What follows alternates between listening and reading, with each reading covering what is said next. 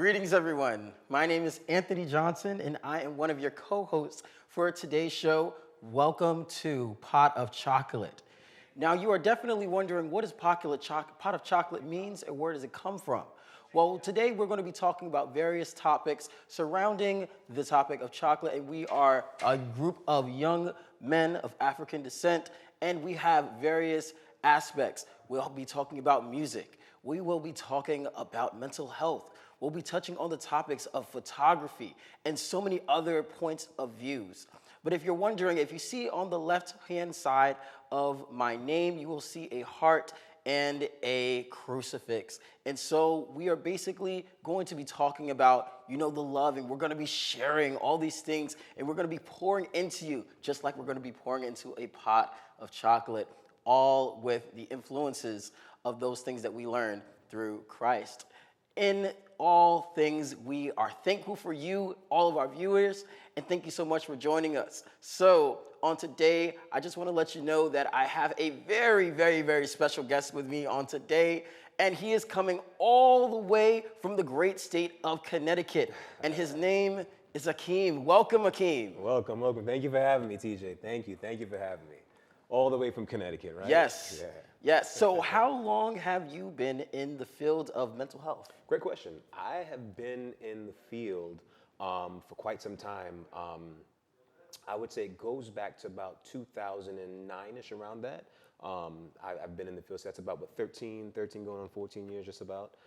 Been in the field, and it's been quite the experience. I've learned a lot. I've worked with so many different populations, but I feel that mental health is something that we definitely need to pay close attention to in our community. So I'm glad that we have this platform on Pot of Chocolate where we can talk about the topics such as mental health and how it impacts our communities in ways that we can have more support. So true. So how long, or not even how long, what is it that drew you to this field of mental health? It's a great question. So I would say, just to be a little more personal, my own experience in couples counseling is what drove me to the field. And so this goes back maybe 17 years. Before I got married, I had couples counseling, premarital counseling, so to speak. And that was my first exposure to therapy. And it was very interesting. The pastor at the time, I didn't know, I thought he was just a pastor. He was actually a marriage and family counselor. Wow. And so during that process, it was my first time and first experience having the opportunity to talk about feelings, to talk about emotions, to share things that I might have otherwise been taught not to share. And so in that experience, which I think lasted maybe the better part of maybe 6 or so months, I really started to open my eyes and seeing how beneficial this was. And when I moved to Connecticut shortly afterwards, I decided to change paths in my academic aspirations to pursue therapy and to see if that would be something that I would enjoy. And here we are so many years later, and it worked out. Wow, that's so interesting. Thank you for sharing. Absolutely. You said something very important about our community. We don't like to share. Yeah. Some of the things that we go through as black men, black women, however you identify yourself within this community. I want you to just share with us, what do you think are some of the things that lead us not to sharing our feelings and emotions? Oh man, there are a few things. I think one of the main things is that we sometimes teach each other not to talk about things, right? So one thing in my household growing up, we were always told not to share your business. Right. Right? Something happens at home, it stays at home. So If something goes wrong, we're taught not to talk about those things. Or better yet, here's another one, we're taught not to express certain emotions, right? So if I'm feeling sad or if I wanted to cry, I'm told that you shouldn't cry. Or here's one thing that we always hear, boys don't cry. That's so true. Right? And so you teach that type of messaging, that type of programming to someone who's young. Let's just say I was 5 or 6 years old. I'm growing up in a world, in a society where I'm taught that if I'm feeling a particular emotion, that I shouldn't express that because I was told by someone I look up to, a parent, a loved one, or someone, some type of figure in life tells me I shouldn't share this emotion, and so I don't do that. And then that goes from me being 5 or 6, my teenage years, and then I'm an adult, a full-grown man, and I don't know how to express certain emotions because it was taught to me that I shouldn't express it for some reason that I really wasn't aware of. So those are some examples of issues or problems within our communities that I think lend to deeper rooted issues as we go throughout life because we're not taught how to handle it or we're misguided as to what to do with certain emotions. Very true, very true, very true. So, with knowing how to be in touch with our own emotions and expressing ourselves, what are some of the things that or skills we can take with us in the real world through, learning how to be in touch with our emotions? It's a very good question. Finding a safe space is something that's good, right? Being able to identify someone that you feel comfortable with or to talk to, and it doesn't necessarily have to be, specifically with a therapist like myself. It could be your pastor, it could be a loved one, it could be a friend, but finding someone that you feel comfortable enough or feel that can be supportive in a safe environment you can share is one thing. I think another thing is unlearning some things that we were taught, just like we were mentioning before. Right. Being able to identify that some things don't serve us well any longer or never did serve us well at all, right? And sometimes it takes time sort of going back and identifying, certain patterns or things or experiences that you've gone through that sort of dictates how you handle situations. So just to name a few, those are a few things that I would say. Right, right, right. And in the field of mental health, things are changing very rapidly. We're just coming out and coming through a pandemic. There are so many ways that we as a people have just been enclosed with our own selves and our own mind and, just hearing our own thoughts.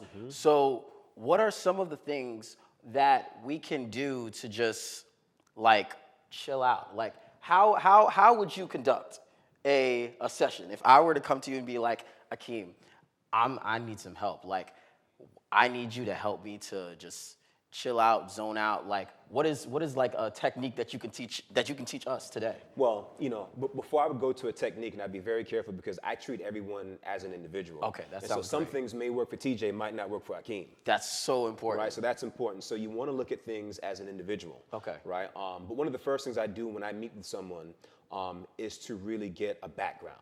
I need to know history. I need to know not just what took place in the pandemic, but things that took place even before then. I want to know about your family. I want to know about where you're from. I want to know about what schools you went to. I want to know about some early experiences. I want to know how you've handled things in the past. I'll ask questions about trauma, right? Have you ever experienced trauma? Do you know what trauma is, right? I'll ask things about your mood. Have you ever experienced things like depression or anxiety, right? Because that gives me a better baseline understanding about TJ. And then as we sort of get, what we call that a psychosocial evaluation or biopsychosocial. So we gather all this basic information. It takes sometimes maybe 45 minutes to an hour, depending on how much you share or how much information. I love clients who are what I call a good historian, where they can go back, they can dig up, they don't mind talking about things from the past or sharing things about themselves. Right. And that's one thing that's going to be key. If you come to therapy, be prepared to talk. Right? Be prepared to talk. I am not the therapist that wants to pull information. You come to therapy, it says to me that you are here and you're prepared and you're ready to talk about some things. You're ready to learn about yourself and you're ready to acquire some new skills that's going to help you move on or to meet certain goals. Right. So that's a baseline. I want to know about your past. I want to know about your history. And then we'll identify some goals, which would sort of incorporate some of the things you mentioned. I want to learn how to do this, or I noticed this happened to me, or these changes, or I noticed these things about myself during the pandemic, and this is my goal, right? So therapy has to be tailor-made for TJ. Has to be tailor-made for Akeem or whoever is coming in.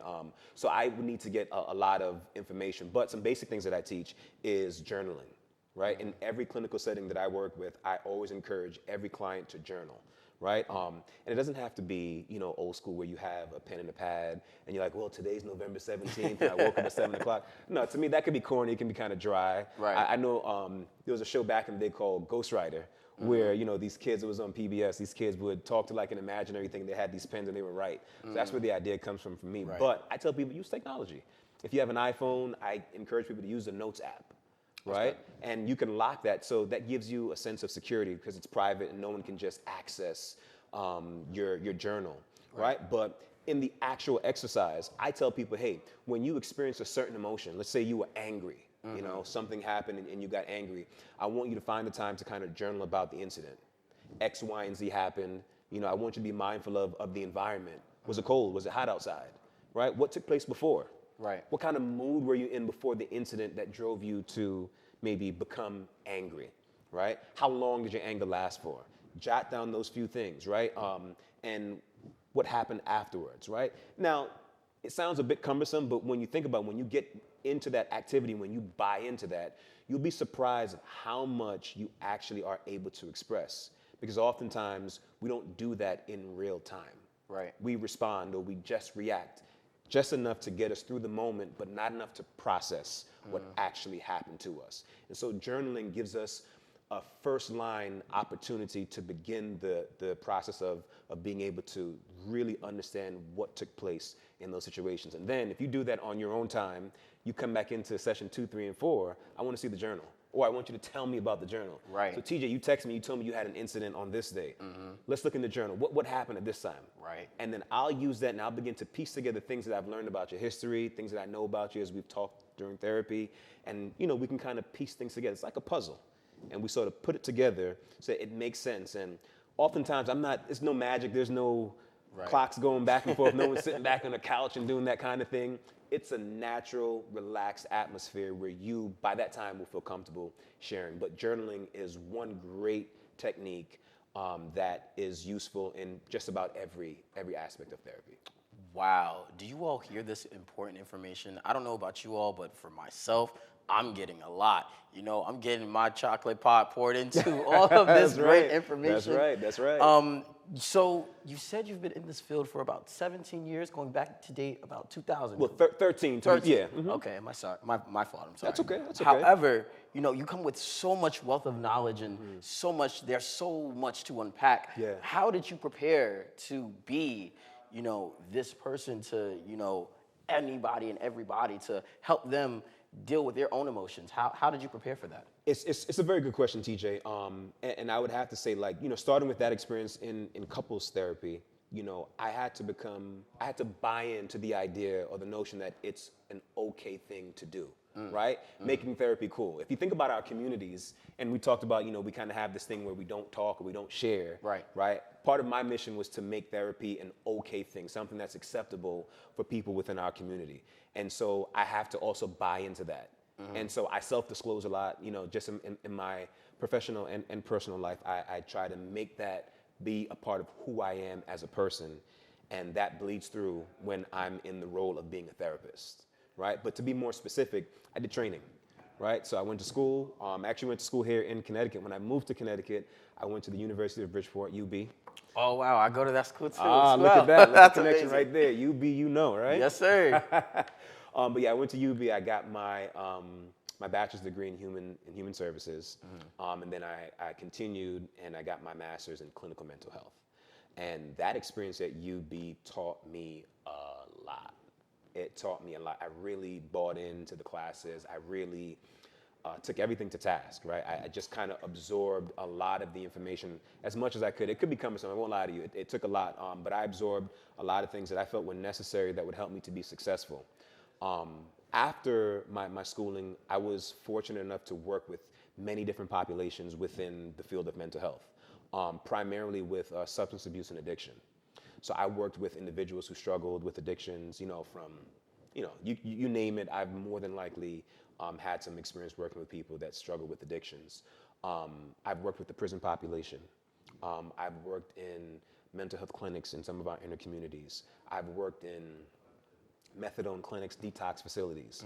So not everything, but I would say a little bit of everything. Right. I've kind of had, kind of tested it out. And then in the past 7 years, I've really branched off into private practice, right? And basically it's more refined. It's not necessarily with those broader populations, but I do individual therapy where I work with people who are dealing with specific mood challenges, depression, anxiety, PTSD, trauma, that kind of a thing, and I do a lot of work with couples. So I do a lot of couples therapy. So all those things with the training kind of allowed me to just refine the different groups that I work with right now. Wow, that's very interesting. So as a therapist, an advocate for mental health, Yes, absolutely. it is very, within your field, you're getting so much from other people. You're getting their stories, you're getting their background, you're getting their history. And like you said before, that can be very cumbersome. So as the therapist themselves, how do you unpack everything that you have been poured into from someone Awesome else? question. It's an awesome question. And To be honest, I thank God. I believe it's a gift. You know, I do take on a lot. I will admit, I hear a lot of things, as you could imagine. You know, Yeah. on average, I see maybe 8 to 10 clients a day. Wow. 4 days a week. So it could be a lot. But I'm fortunate enough that when I do, you know, see clients or I have sessions, right, that it's almost like a switch in my mind. Okay. Right. When I leave work in the evening, I turn the lights out in the office. I almost forget that I'm a therapist until the next morning when I wake up. Right. Because there's more to me than just being a therapist. I'm a husband. I'm a father. Yeah. I'm a leader. You know, within the community and so forth. So there are different versions of me that are necessary to be successful and productive. And so they coexist within Akeem. Right. You know, and so not everyone's not able to do so. So there are specific things that, you know, people should do. But some things just to kind of share what helps me to sort of separate. Right. I'm mindful of my physical health. Right. I try to work out on a regular basis. I try to be very mindful with rest. So I work a 4-day week, and I intentionally have a 3-day weekend every week. So Fridays I'm off while the kids are at school. It's time with the wife. Right. Church on the weekends. Then I can kind of, you know, reset the battery to get back into the work week come Monday. Right. You know, so, you know, those things, in addition to other things, like spending time with family and friends. I love music. Yes. You know, so I try to make sure I do the things that still speak to the versions of me that says Akeem. Yes. Yeah. Yes, sir. Yes, sir. That's important. That's amazing. That is awesome. You said something before that you have dealt in different aspects of mental health. You did the prison system. Yes. You've done the methadone clinic. And I actually have a family, a relative that is in the same field as you. Awesome. She's Okay. also done, you know, the methadone clinic. Yeah. Lord, I don't know if she's done the prison before, but I know she's done different aspects of it. And I think now she's in family and marriage counseling. Okay. Yeah. Okay, cuz. So it's really it's really cool to hear from Right. somebody else the experience that they're going through. Right. You know, because I'm definitely for sure that, you know, as a therapist, it's so important to keep whatever you're hearing protected, you know, from anybody else. 100%. You know. 100% confidentiality is something that's important, and I'm glad you brought that up because Yes. that's necessary for people within our community to understand. What we talk about in therapy stays in therapy. In fact, Right. Whenever we start a new clinical relationship with anyone, by law we have to read a disclosure. It's called informed consent, and essentially, you advise and you let that person know that everything that we discuss here remains right here between you and I. Right, and I'm not allowed, nor will I ever share any of that information to anyone unless there's certain things happen. So if you ever present harm, risk, or danger to yourself or someone else, by law, we're required to report that. So anyone who's a mandated reporter, Right. by law, must report things outside of informed consent. But anything else is privileged. I can't. And if you could be a judge, you know, the president could say, hey, I need to know this information, and by law, I can't. I'm sorry, Mr. President, I can't tell you. Right. But if TJ signs what's called a release of information, right, that gives me the permission, all right, to release specific information or all the information, depending on what you want released, to that other person. And there could be justifiable reason for that. But for the most part, you know, if I'm working with someone individually, or with a couple, with a family, and we never get to the point where we have to sign a release for any reason, everything we talk about remains right there. And so I want to stress that point. You know, when you're working in therapy, you know, it's a safe environment because it's private. Yes. Right? It's Yes. private. And so, you know, I honor every single client that I work with by, you know, making them feel comfortable that, hey, whatever you share, you know, if it's a deep, dark secret, something you've never talked about before, you know, it's secret safe with me. Right, that's so important, so key, and thank you for sharing that. Absolutely. You know, thank you for letting the people here know that, you know, as mental health clinicians, mental health advocates, you know, they are there to protect you and also support you as well, 100%. you know, in your journey to mental wellness, in your journey to, you know, becoming the best version of you that you could possibly be. Yeah. So I want to take a pivot in our conversation because Sure. you definitely said something about music and how that, you know, helps play into, you know, helping you reset. So what are some of your favorite musical styles, and who would you say right now is your personal favorite that you're listening to currently? That's a great question. So gospel, I love gospel music. I grew up in the church. I'm a Praise church the boy. Lord. Praise the Lord, right? Grew up in the church. Yes, sir. And so I've been singing since I was small. And as far as artists right now that I'm listening to, Maverick City. Yes. Right? Yes. And they're probably like the most popular up and coming artists. They were just recently in Bridgeport Yes. about 2 weeks ago with That's so Kirk true. Franklin. So, Yes, sir. Which Kirk Franklin is probably, the GOAT of gospel music, right? I know So that's true. kind of ruffled a lot of feathers recently. But shout out to Kirk Franklin and Maverick City. They've been doing some awesome things. I think what they're doing in gospel music is sort of pushing it to another level, Yeah. right? It was amazing to be at that concert and seeing so many people. There was someone I think as old as 89 years old Wow. at that concert, and I know there were so many young people, but everyone there was just worshiping God. Yeah. And it was such a good experience to be a part of that. But yeah, gospel is my favorite genre of music. I listen to other stuff too, but primarily gospel. Maverick City's at the top of the list right now. That's awesome. It's Yeah. funny that you mentioned Maverick City. I definitely did get a chance to go see Nice. Maverick City Nice. in Brooklyn. Okay. Yes. And- Barclays? Yes, All I right, did. all I right, did. yeah. And that was my first concert that I've been into for like 3 or 4 years. The last Okay. concert I went to was Okay. a Fred Hammond concert in the Bronx. So Ooh. he's great. Oh. It's funny that we actually mentioned about Maverick City. I was so close to the seats that Donnie McClurkin walked right past me. Right. Like a normal person, I was like, wait a minute, is that Donnie McClurkin walking right past me? Did you stand? I almost fell down, But but I you got got back back up. up. Yes, sir. That's so funny. Yeah, so Maverick City is one of my favorites Yeah, as well. In addition to Maverick City and gospel music, I Yeah. kind of delve into a little bit of R&B. Okay. One of my favorite artists right now that I'm listening to is two particular favorite artists. One is P.J. Morton. Okay. Yes, he's the son of Bishop Paul S. Morton. Morton, so yes, you can right. see the relation to gospel and R&B Correct. right there. Yeah. And then I also enjoy listening to another individual by the name of Samo. Ooh, I haven't heard of that name. Samo is a very talented individual. He is a singer. Okay. A singer. So he sang. Oh yeah, he sings. Okay. But he has this one particular song that I really like, and I think it would be helpful. It's called "Be Okay," and it just reminds the person that you will be okay, no matter what's going on, no matter what circumstances may go on in your life. It just helps me personally calm down and reflect back. I will be okay with whatever the situation is. Yeah. School is stressful. That's right. I got a test coming up, but guess what?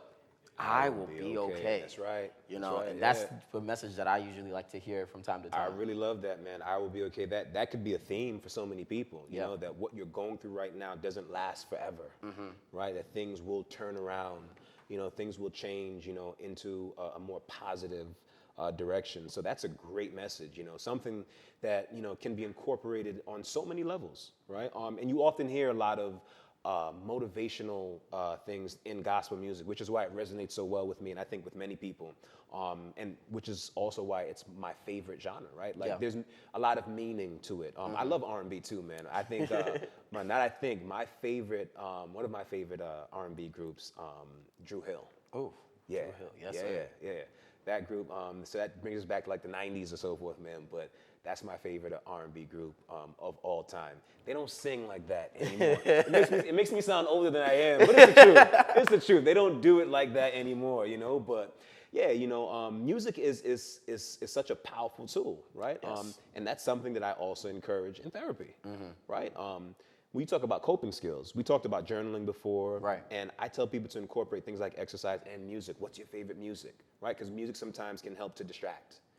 Music can sometimes help to bring clarity of mind. Yes. And if you listen to something that's meaningful, as that song you mentioned, or other songs that are out there, regardless of the genre, if it brings that property of calming or allows you to separate, why not incorporate that, right? I tell people you need to have like a tool belt, right, of coping skills that you can tap into depending on what's happening, in your life, that you can run to or, be able to utilize if things are getting too thick, if things are getting too hot, Right. Music is definitely one of those things that people can tap into. Right. So that actually brings me to another point.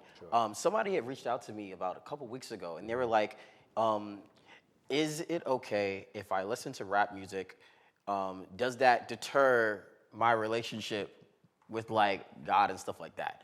And my response to it was some of the same responses that you made today, in regards to how music can affect us. And internally, whatever we listen to goes into our subconscious. And this is no slight on any genre. If anything, it is a shedding of light of each genre and shedding of light of the power that music has on an individual. Right. So basically, I was letting them know, the music goes into your subconscious. So if you're listening to a sad song, you're eventually going to be sad. 100%. If you're listening to a happy song, then you might be happy. Where that deters from your relationship with anybody or personally with, Christ, what have you, if you are struggling with a certain issue, right, and you listen to a song that speaks to that issue, all depending on what the message of that issue is, it could either be beneficial or non-beneficial. Correct. So say if somebody wants to help polish their language and help them not to say so many, explicits in their conversation, then they probably would not want to listen to so much music that has so many explicits, because internally, whatever you take in, you repeat. Just like 100%. the pot of chocolate. Whatever you pour into a person, you're definitely gonna push back out. That's right. So can you speak to that effect? You said so many great things, right? And it's important to recognize the power of music. Yeah. Initially, I talked about music having the properties to calm and to separate and to rest and all these other things, and that's true. I think conversely, right? Right. Music can influence in other ways. Right. So if you're sad, it might not be the best idea to listen to something that's going to bring your mood down. Right. Right? Right. You might not listen to that. As opposed to if you're feeling sad and you want your mood to be elevated or uplifted, right?